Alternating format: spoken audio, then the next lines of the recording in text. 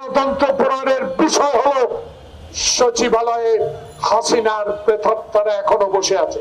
সে peer পদ্ধতি যদি আনতে হয়, শেরে বাংলা নগর ওই সংসদে যা সংখ্যাগরিষ্ঠতা অর্জন করে ক্ষমতায় যান।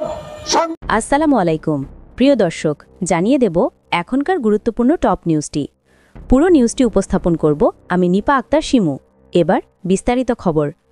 গণতন্ত্র ফোরামের নেতা ফানুক বলেছেন, আসন্ন ফেব্রুয়ারি নির্বাচন শঙ্কামুক্ত করা এখন সবচেয়ে বড় দায়িত্ব। তিনি অভিযোগ করেছেন, সচিবালয় সহ দেশের বিভিন্ন প্রশাসনিক স্তরে এখনও আগের শাসনের ঘনিষ্ঠ ব্যক্তিরা অবস্থান করছে এবং তাদের উপস্থিতি গণতন্ত্রের জন্য বড় বাধা হয়ে দাঁড়িয়েছে। তার মতে, অতীতের মতো ষড়যন্ত্র করে ভোটের পরিবেশ নষ্ট করার অপচেষ্টা চলছে। ফারুক দাবি করেন, দেশের ৯৯% মানুষ শান্তিপূর্ণ ভোট চান। তিনি বলেন, যারা অন্তর্বর্তীকালীন সরকারকে বিতর্কিত করতে চায় তারা প্রকৃতপক্ষে গণতন্ত্রের শত্রু। বক্তৃতায় তিনি অতীত আন্দোলনে আত্মাহুতি দেওয়া নেতাকর্মীদের স্মরণ করেন এবং তাদের ত্যাগকে সম্মান জানান। একই সঙ্গে তিনি প্রশ্ন তোলেন, কেন নোবেল বিজয়ী প্রফেসর মোহাম্মদ ইউনুসকে রাজনৈতিক বিভাজনের কৌশল হিসেবে ব্যবহার করা হচ্ছে। তিনি উল্লেখ করেন, অতীতে বিভিন্ন সময় যে মিথ্যা মামলা ও জালিয়াতির মাধ্যমে বিরোধী শক্তিকে কোণঠাসা করা হয়েছে, সেই একই পরিস্থিতি আবারও তৈরি করা হচ্ছে কিনা তা নিয়ে জনগণের মনে সন্দেহ দেখা দিয়েছে। তার মতে, দেশের মানুষের ভোটাধিকারকে সুরক্ষিত রাখার জন্য নির্বাচন কমিশনকে কঠোর পদক্ষেপ নিতে হবে।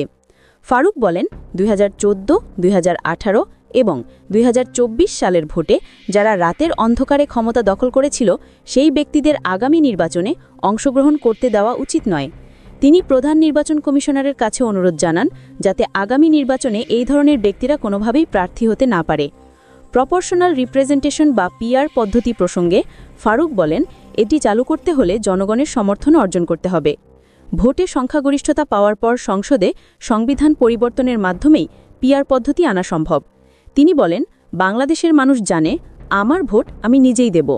তিনি তার বক্তব্যে জোর দিয়ে বলেন, গণতন্ত্রকে টিকিয়ে রাখতে হলে সব রাজনৈতিক শক্তিকে একত্রিত হতে হবে এবং আগামী ফেব্রুয়ারির নির্বাচন যেন সম্পূর্ণভাবে শঙ্কামুক্ত হয় সে বিষয়টি নিশ্চিত করতে হবে।